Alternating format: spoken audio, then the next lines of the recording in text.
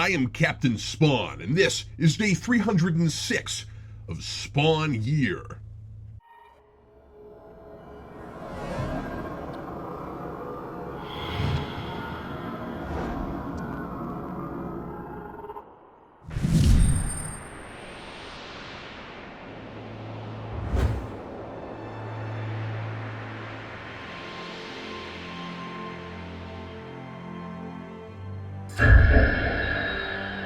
Dear reader, I sometimes wonder if I have been the victim of a decades-long joke that only a handful of other readers were either patient or gullible enough to continue being plagued by past the first few dozen issues of Spawn.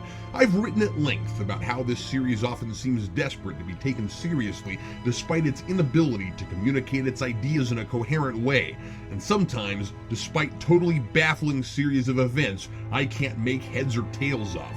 I've often wondered if I'm just reading it wrong, if that's the gag. The entire package, including even McFarlane's letters, which so often defend and try to explain the book, is just pretending this inane gobbledygook is misunderstood, innovative narrative genius, when what the whole thing is really about is selling toys.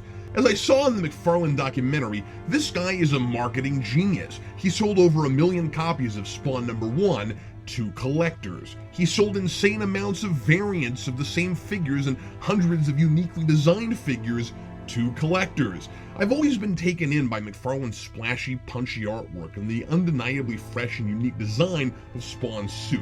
How many Spawn fans dropped the book but kept collecting the toys? How many never read the book at all? Was Spawn secretly more like Transformers, a story-driven product that primarily existed to sell toys? Certainly with Spawn, the book came first, but it might have been just a novelty to introduce characters so readers would want the toys.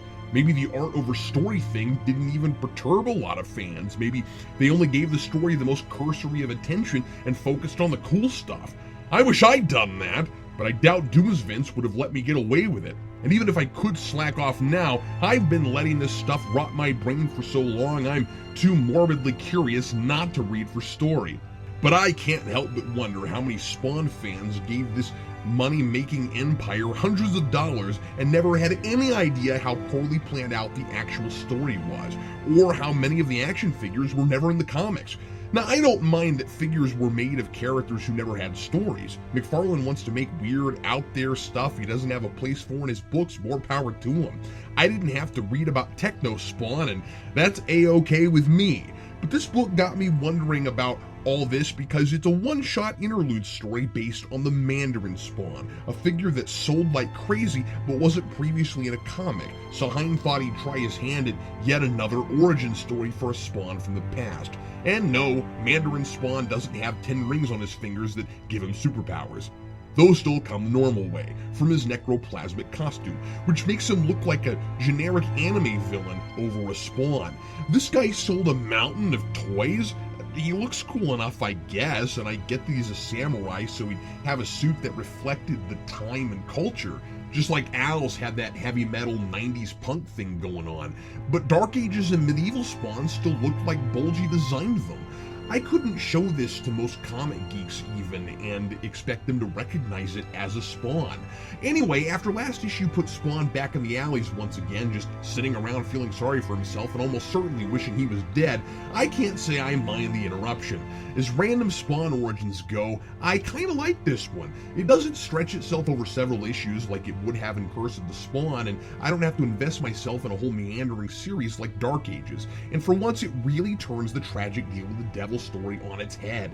So there's this horrible despot ruling a small Chinese province, and he's taxing his people to the point of starvation. One village has nothing to give, so they send a horribly disfigured man they call an unfeeling monster as payment, who can entertain the ruler and his court.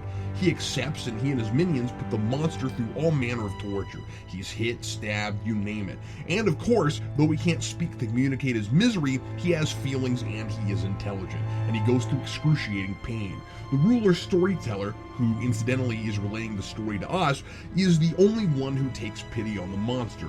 telling him stories and tending his wounds when no one is looking, perhaps because the storyteller understands what it's like to be made a fool of, seen as inferior by his peers because as an entertainer he has no real importance or stature and his job is to simply distract or amuse until his betters get tired of him.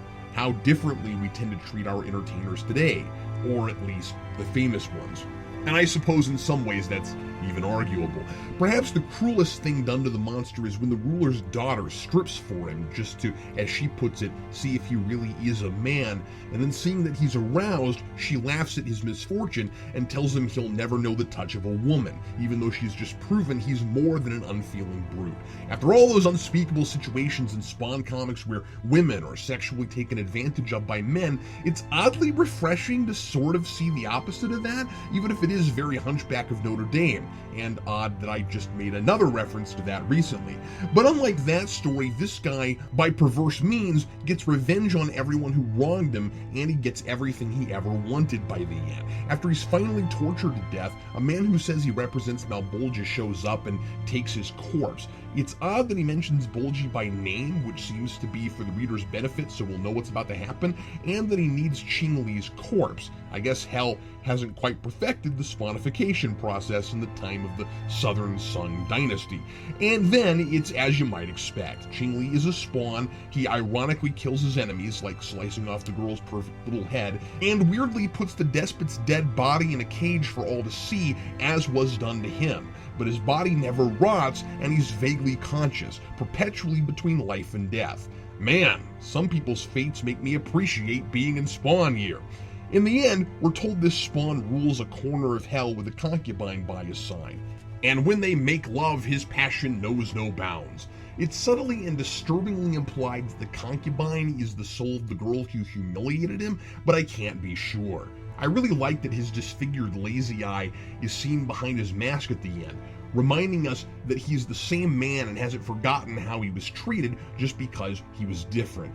It's your standard cautionary tale, a parable about how things are not always what they seem, beauty is in the eye of the beholder, what goes around comes around, all those good cliches. By treating this man as a monster, these people turn him into a real monster. And while I don't want to condone an eye for an eye mentality and anyone who agrees to work for hell, I almost can't blame this guy for accepting what Bolgi gives him, a kingdom in hell as reward for enduring such suffering.